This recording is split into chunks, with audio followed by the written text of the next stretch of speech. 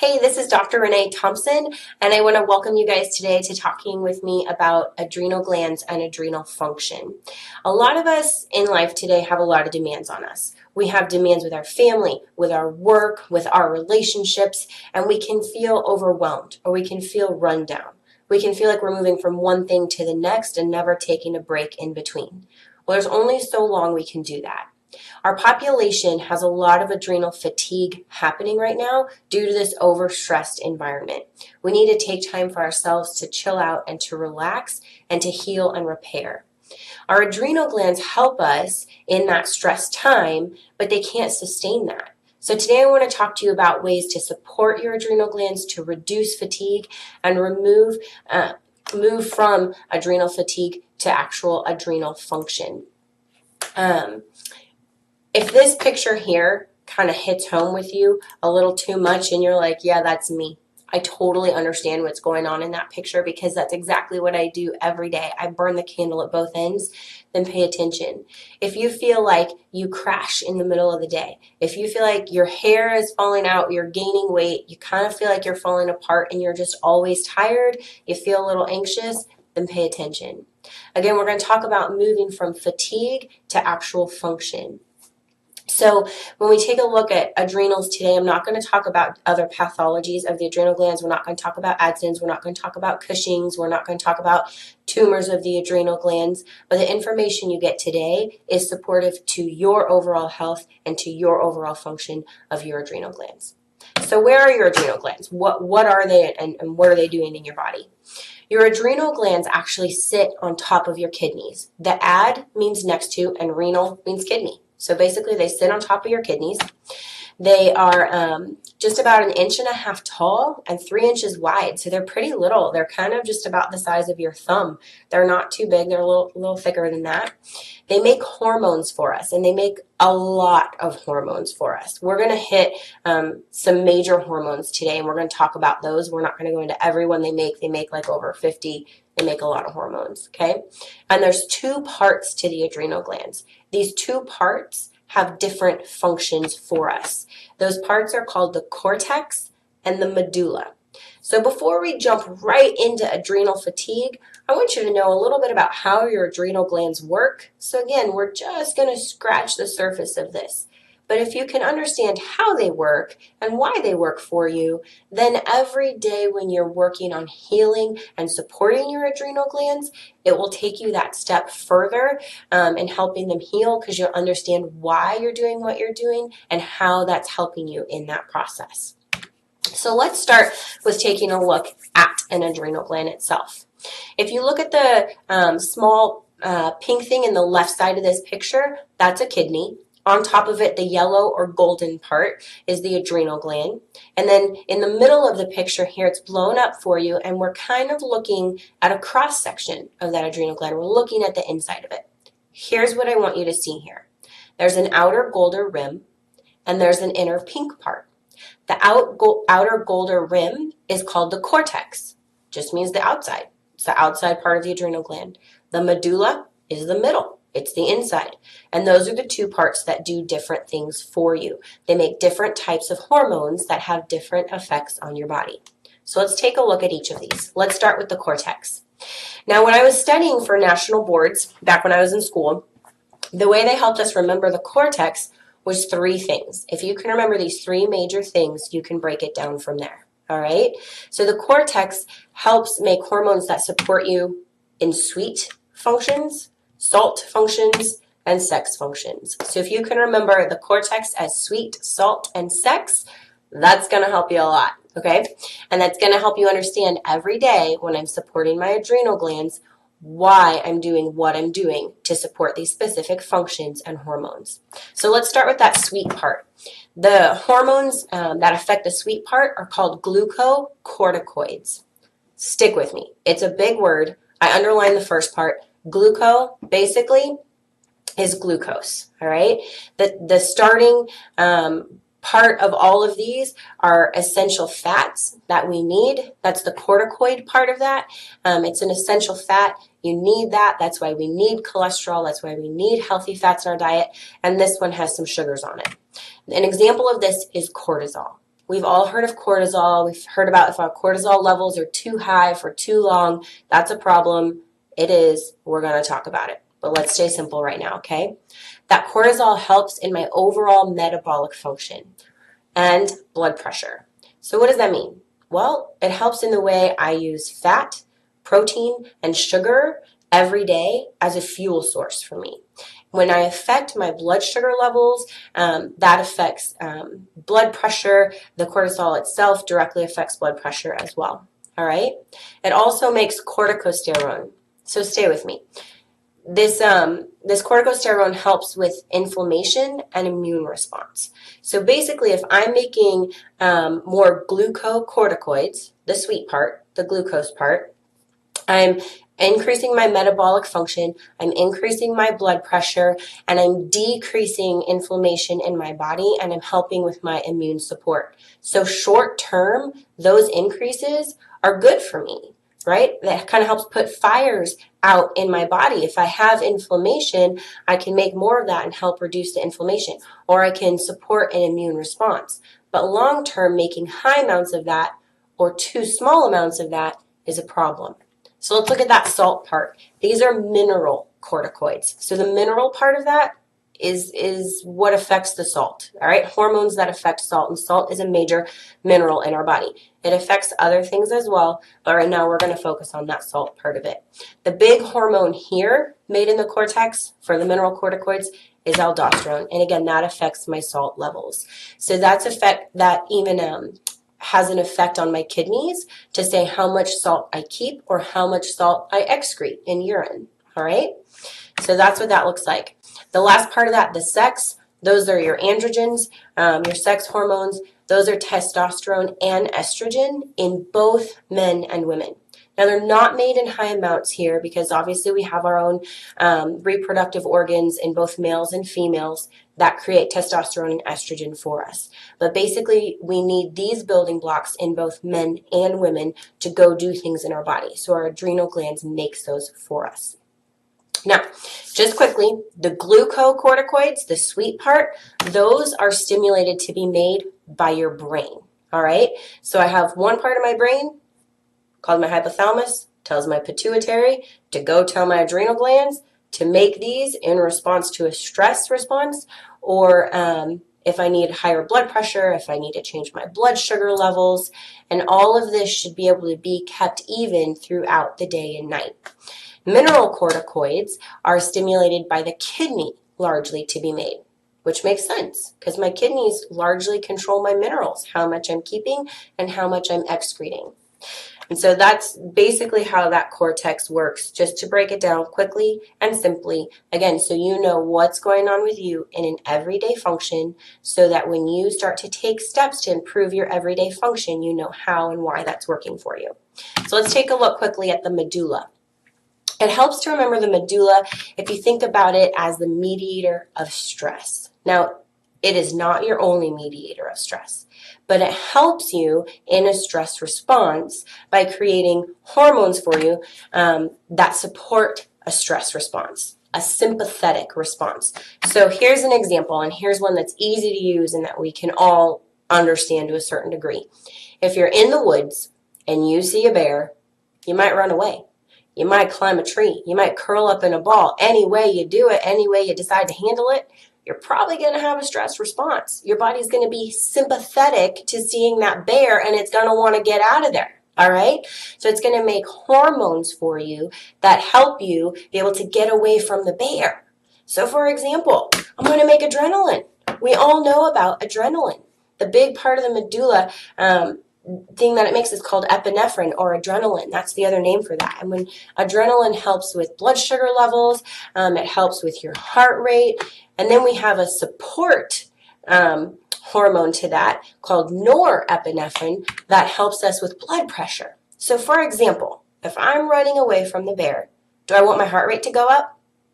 Yeah. I want my heart rate to go up. I want my heart to beat faster. I want that blood to pump. Do I want my blood sugar to go up? Yes, I do. I want more quick energy so that I can have that fuel right here, right now, so I can run as far and as fast or climb a tree as quickly as I need to.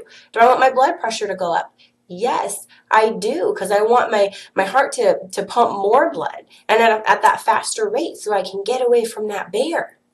So when I have this stress response, whether it's a bear, whether it's a relationship, whether it's a work related thing, whether it's pain, whether it is a bear, I'm creating a stress response, and I create more of these hormones to try to help me through that stress response. Now, right now, if I'm running from a bear in the woods, I want all this to work for me. I want that to work for me as long as I need to get away from the bear. But I can't spend my whole life running away from the bear. It'd be hard to spend 30 minutes running from a bear. I'd be pretty exhausted after 3 hours from running from a bear. I'd want out of those woods and away from the bear. So short term, is this response healthy? Sure thing. It has to happen. Long term, is it sustainable? No. And that's where we start to get into fatigue. That's where we start to wear out and wear ourselves down. So when we have a stress that comes into our life, that's perceived by our brain. All right. So again, that hypothalamus tells my pituitary to go to my adrenal cortex, that outside layer, and respond by making more cortisol. I'm gonna decrease inflammation. I'm gonna increase my immune response, and I'm gonna change my blood sugar levels and my blood pressure levels. I'm also going to have my medulla neurologically stimulated to create more adrenaline and norepinephrine, again, so I can run from that bear. And the way that pituitary gland, you'll hear these if you read about adrenal fatigue, if you're tested for different adrenal fatigue hormones. One thing you'll hear about in the brain is CRH, or corticotropin releasing hormone, from the hypothalamus to the pituitary. You'll hear about ACTH. If you look at your screen, that's adrenocorticotropic hormone. Basically, very simply, it means it's going to your adrenal gland, that cortex, right, the cortico part, and tropic means it likes it. So it releases a hormone that goes there and says, hey, cortex, make some of this stuff. All right, so the brain perceives the stress, sends a message to my adrenal gland, says, hey, I need you to increase some things, definitely cortisol, because I'm going to have a stress response. All right. That cortisol goes around, puts out fires. Short term, my nervous system tells my medulla, hey, can you please make more of these sympathetic hormones for me? Because I need you to sympathize from the fact that I'm running from this stress or running from this bear. Can you make that happen?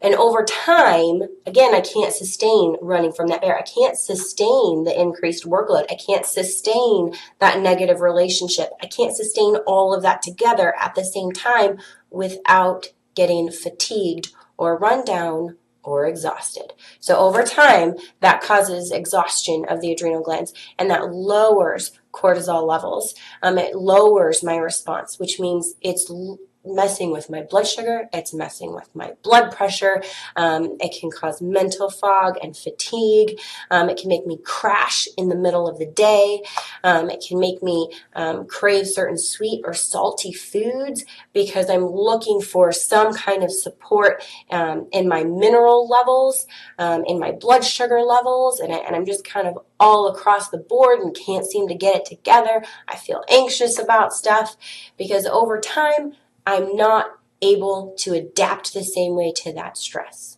I wasn't made to have that stress all the time. I was made to respond to it for short periods and move away from the stress and be done. And too many of us keep stress in our lives, whether it's a relationship, whether it's pain, whether it's a workload. Now, what I'm not saying is to go out and end all your relationships. What I'm not saying is to go out and quit your job. What I'm saying is take a healthy approach to this is appropriate, this isn't appropriate, this is how much I can physically do and stay healthy and how much I can't. All right? You need to weigh those out for yourself. Sometimes you might need to seek some guidance or some counseling on that as well. All right? But we're not made to live our lives running from that bear. It wears us out, and it wears out those adrenal glands and causes exhaustion. All right, so if you see this picture right here, and this picture is already stressing you out, and life just kind of seems overwhelming, then again, we might need to talk about you, specifically with adrenal fatigue.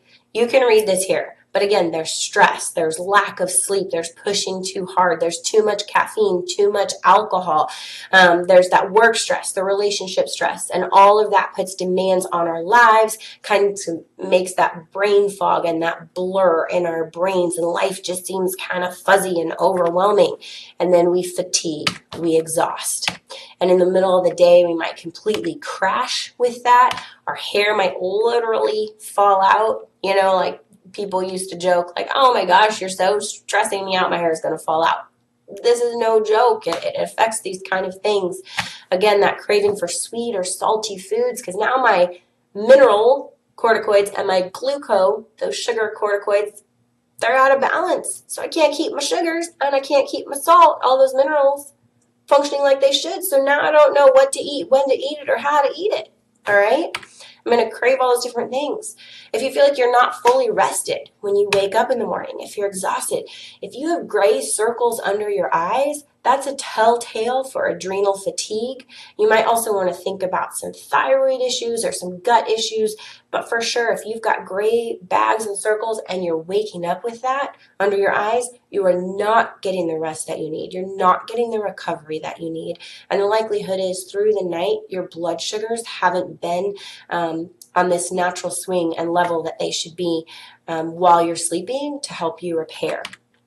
If you have that increased anxiety or worry, if you have depression symptoms, if you just can't get out of negative thought patterns, if you're having heart palpitations, oh my goodness, inability to focus, if you're lightheaded when you stand up and that's this consistent thing, your blood pressure isn't responding like it should. And again, your adrenal glands help support hormones that support blood pressure function. So if I don't have that response like I need it, that can be a sign of that. If you're having severe mood swings or increased PMS symptoms, if your skin is getting more thin or dry, again, you're not having those hormones you need that are based on all these healthy fats that help keep you supple and supported in your connective tissues. So if you have any of that going on, likelihood is you've already been dealing with too much of that stress and it's put you in that fatigued state, which leaves us again here, feeling like we've burned the candle at both ends, we're in this cycle, and we don't know how to get out of it. So how do we start to break this cycle? Well, one, remove the stress. Like I said, don't necessarily go out and just quit your job, right? But if you are doing things at home, if you're doing things at work, if you need to reorganize your schedule, if you need to prioritize, if you need to delegate more, then do that. Take a look at what it is you need to do to reduce that load. Sometimes it's just saying yes to some things and saying no to other things, all right? But remove that stress. And that can be psychological or social, like I said, work or relationships. It can be physical, can be pain or an ailment or a chronic disease. So how do I work toward wellness and function there? How do I keep that as healthy as possible? Or it can be toxic. It can be a biochemical stress where I have these toxins in my body, or I'm eating fake foods, or I'm putting a lot of different processed and harmful chemicals on my skin, like lotions. Am I drinking things that have artificial sweeteners, which are neurotoxins? All those things start to wear down my body and create a stress response. So again, we go through that cycle of too much cortisol over time causes that exhaustion, which then my body tries to respond because now that's another stress and that causes more stress. The other thing to do is to specifically nourish your adrenal glands. Specifically nourish your adrenal glands. Well, I'll tell you what. There are things that specifically help your adrenal glands. There are also things that overall produce health in your body and better function in your organs. All right? So let's take a look at what some of those are. A big one is food. A big one is food. Now, I love this image. I think it is fantastic, all right? This is how I talk to people about food, and I even love the proportions in this picture. But if you start on the left side, okay, so if you're looking at the left with those nuts and seeds, raw nuts and seeds are a huge source of healthy fat. Now, we talked about that healthy fat as a precursor or a building block to building the hormones that you need in your body. So we need those healthy fats. You also can get that from fish. Things like fish like sardines and anchovies are really, really good in healthy fats. Avocados, olive oil, clean, fresh olive oil, sesame oil, again, those nuts and seeds and high fat veggies and fruits are really, really good for you to support that. So that is actually where you will get most of your calories during the day, from those nuts and seeds and high fats. Those are high calorie, but they're nutrient dense calories. If I drink a soda, that's empty calories. That's not working for me, not in any way, shape, or form. It's against me and it's empty. If I eat these high nutrient dense calories, those are beautiful, and every calorie packs a punch in my favor. All right. Then I want you to move toward moderate amounts of protein. Not super high protein, not super low protein, but moderate amounts of protein. And eat those more in the middle of your day rather than later in the evening. That's a better time to be able to work on those, to be able to digest those. You don't want to eat all that right before you go to bed. Then as far as the fruits and veggies are concerned, that's where you want to get your carbs. That's where you want to get your starches. And you want to try to eat twice as many vegetables as you do fruit. All right? So fruit has natural sugar and carbs and starches. Veggies do as well. Generally, they're a little lower on the sugar and the starches. So you want to eat more of those. But you need to eat living, high quality food. You're a living, breathing thing. And if you are what you eat, you need to eat living, breathing things to rebuild, restore, and repair. Okay. Now, also, those nuts and seeds have really good support in them, specifically for your adrenal glands, the healthy fats in them. They also have good amounts of magnesium, which are really good at supporting your adrenal glands, and we'll take a look at that in a minute. Now, I just said you are what you eat, and that's true. That's true. You are what you eat. But if people are having gut issues, if they're not absorbing things the way that they should, if they're not breaking down food the way that they should, then they can have trouble getting all the nutrition that they need. That's where probiotics come into play. This is a great thing that you should either eat or supplement with. Fermented foods like raw sauerkraut, kefir, kombucha, tempeh, all those kind of things work really well at increasing good bacteria in your gut that break down nutrients for you that you might have trouble breaking down. They also help heal the gut so that you absorb nutrients better and have less toxins in your gut. B vitamins, these are very important actually to a ton of functions in your body, including maturing your red blood cells, energy levels. They're used in a lot of energy pathways in the body. But for your adrenal glands, these are also very important at healing and taking stress off of your adrenal glands. Ashwagandha is a really cool herb. It's called an adaptogen. There's other adaptogens that are also really good. But basically, this helps you adapt, as the name implies, to stressful situations or to a change in situation. It even helps you adapt at a biochemical level by reducing chemical stress in your body. And so that's just supportive for you. Like I said, magnesium is really important. It's actually used in over 300 pathways in your body. Over 300. If we have one thing that's used in over 300 things, we better make sure we have it in the amounts that we need. Now, magnesium and vitamin D are two things that we can get low on in our society. One, we probably don't go outside enough and get enough fresh air and stand in the sunshine for vitamin D. And magnesium, if we're eating processed foods, gets low in our bodies. So that's, again, those nuts and seeds, especially Brazil nuts, and macadamia nuts are a really good source of fat as well. Are good at helping you get those levels of magnesium in. Omega oils, again, those fatty acids we were talking about are good building blocks. They also decrease overall inflammation in the body. And if I'm taking those to both build up the hormones I want to make in the proper levels, and I'm decreasing inflammation in the body, that creates less stress on my adrenal glands in both building hormones and having to create those hormones to go decrease inflammation.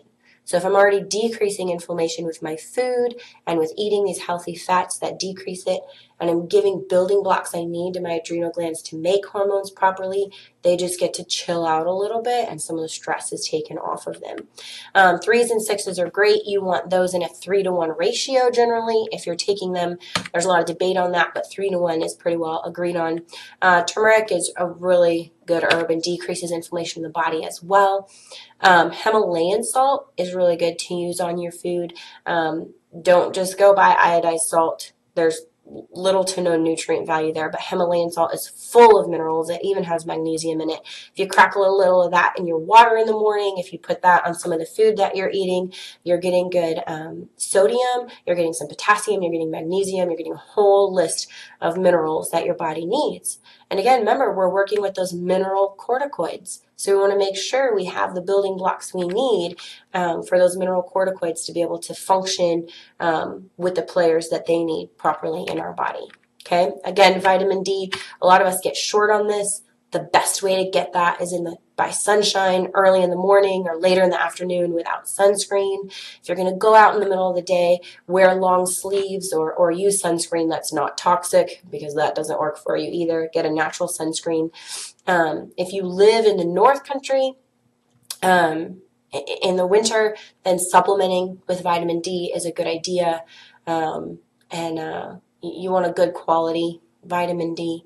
If you're going to supplement with it. The standard recommendation is 2,000 IUs a day. And if you want to talk about that in more detail, you can contact our office or talk to your medical doctor or to your naturopath or to your personal chiropractor about that. Generally, the chiropractor and the naturopath might be able to help you think through some of that and your levels really well and good ways to get that. Herbal teas also can be very supportive to the adrenal glands, and this can actually play into some activities we're going to talk about supporting a healthy life cycle and routine. A cup of herbal tea in the evening is really nice. Chamomile and valerian are very calming to the body. Peppermint and fennel also have a soothing effect on our body and stimulate unclogging detox pathways for us when we drink those. And a cup of chamomile and valerian with fennel in it before bed would be a really good idea. Earlier in the day, peppermint might be a good idea. It kind of just helps stimulate the senses as well. Essential oils are really good for a lot of different things in our body, and I'm just going to go through some of these quickly. Lavender, holy basil, frankincense, and myrrh. These are very relaxing, very healing, and immune boosting in our body. Holy basil is a really, really good one to help support adrenal gland function. Cedarwood and bergamot help with mental clarity, help with a calming effect on the body. Cedarwood's even known to help promote wisdom and thinking. So, if you want to heal adrenal fatigue and get a little smarter too, maybe some cedarwood is a good idea. Okay. Clary sage is also really, really good. 3 things I really like are holy basil, clary sage, rosemary, and a little bit of frankincense. Basically because frankincense is good for everything. It's very relaxing. It's really good for your skin. Holy basil, clary sage, and rosemary, again, are very good for adrenal glands and supporting immune function. And if you take some of these oils, and nutmeg and clove, I love to diffuse those because they just have this warming effect on the body and this calming effect on the body without necessarily putting you to sleep. But if you take some of the oils in a carrier oil like coconut oil or an olive oil, and you put some in areas where you would feel stress, all right? So your temples, the back of your neck, and on the small of your back, that helps to support adrenal function as well and to kind of calm us down. Now, just 2 of the big top companies, I'm not going to promote one over the other, but if you get essential oils, make sure they're really pure, they don't have additives. But these 2 companies have their own blends that help, and these are just to name a few. You can go looking and get ones that are a little more tailored, but these are ones that are helpful. All right. So what are other things I can do on a daily basis to help support my adrenal glands? Exercise. Exercise is good for everything. Pretty much everything. All right. Even helps our cellular reproduction. Whoa. All right. So it's good. Here's the deal with adrenal function. Don't start into a heavy exercise. It's going to be a stressor, and you already have stress. All right. So we need to go with something light. Go for a walk. Go out in the sunshine. Get vitamin D, fresh air, breathe deeply, go for a walk. Do some yoga, do that outside. Do some Pilates, do that outside. Low impact things. Meditate. Now this sounds kind of funny, and if you're not familiar with meditation, I don't mean this in a weird way. It can be spiritual for you. You could pray, or it doesn't have to be. You can lay there and relax. You can get a meditation app on your phone that just even helps you with breathing. But it's a time during the day where you specifically are down. You allow your body to recharge and come back. You can combine that with a rest in the middle of the day where you're laying down for 10 or 15 minutes and you're just breathing. And if you sleep, you sleep. If you don't, you don't. But you're resting. But you're just focused on breathing. And you might all of a sudden wake up a little bit, all of a sudden feeling refreshed and think, I wasn't asleep, but maybe I was dreaming. But maybe I wasn't dreaming, but maybe I was asleep. Maybe I was both. But either way, I feel better. Okay, you can combine that in the middle of the day. Sleeping at night is huge. And again, you need to establish a healthy cycle with this. For instance, get away from screens and blue light. TV, phone, tablet, device. Stop those at least an hour before you go to bed. Drink a cup of tea, maybe read a book, but have the same routine every night at the same time to promote you getting into that sleep cycle so you can actually restore while you sleep and wake up feeling refreshed. Again, limiting your workload during the day, taking those breaks to rest, getting away from blue lights, positive affirmations, put those in your bathroom, put those in your bedroom, put those around your house, say them in your car, say I'm good and I'm smart and I'm able and I'm capable and I'm strong. Tell yourself those things. That spiritual health, if you pray, if you meditate, if you meet with a small group, work on that component of your life. It's just part of your body, that inner work. Those family relationships, take time to work on those. Those are more important than your workload. Those are long lasting. All right. So we want to have peace there. We want to have function in those and not have that psychological stress there. And give yourself permission to have fun. Go out, go play, have a good time. The laundry will be there. The dishes will be there. That work will be there. Now, I'm not telling you to slack off. I'm not telling you to create more problems for yourself by just not doing things. But take times where you specifically play, you specifically work, and you specifically recover. If those aren't scheduled in, you will likely only focus on the work and burn that candle at both ends. Chiropractic care is huge for adrenal function. It's huge for overall health function. Chiropractors literally help make sure the electricity from your brain talks to all your organs and all your body better. Which means when you are adjusted, we're clearing that nerve supply that controls and runs the body. When we are adjusted, you actually get better blood supply to the brain and back down out to the body. Which means my hormones from up here actually travel through my bloodstream better and more effectively. Neurologically, I'm going to stimulate my adrenal glands or my other organs better, like they should. I'm going to utilize all that nutrition, all that exercise, all those positive affirmations better if I'm well adjusted and my brain talks to my body better. It decreases a stress response in the body. Every time you're adjusted, it brings you back to this normal level of chill and calm. It even helps things like if my blood sugar is too high, it helps bring it back to normal. If it's too low, it helps bring it back to normal. It helps that pain. I mean, if you have something as simple as pain, and sometimes pain doesn't feel simple, but if that's reduced in your body, you have less of a stress response there. And overall, chiropractic promotes a healthy lifestyle. We promote your brain talking to your body, which is good because that's where everything starts. We promote proper nutrition and eating whole and clean foods. We promote that exercise. We promote use of non-invasive things like essential oils, like meditation, like sleep habits, those things that always are known to work with your body, not against it. If you want to learn more about that and how chiropractic works with that, you can visit our website at fosteringwellness.net. If you want to contact us, you can also go to our website there, fosteringwellness.net, get our information. You could schedule a time to come in or give us a call. We can go over some of this with you. If you wanted to set up a time to look at your adrenal glands in more depth, we can do that as well. So remember, take time every day for you. Sit, rest, breathe. Sleep well at night, get in a routine that promotes healthy sleep, eat whole, clean foods, and always check to make sure that your nervous system is cleared. I'm so glad you can join me today. I hope that this gave you some very useful everyday information to be able to use. Go out Smile at the world, tell yourself you're awesome, and have a great day.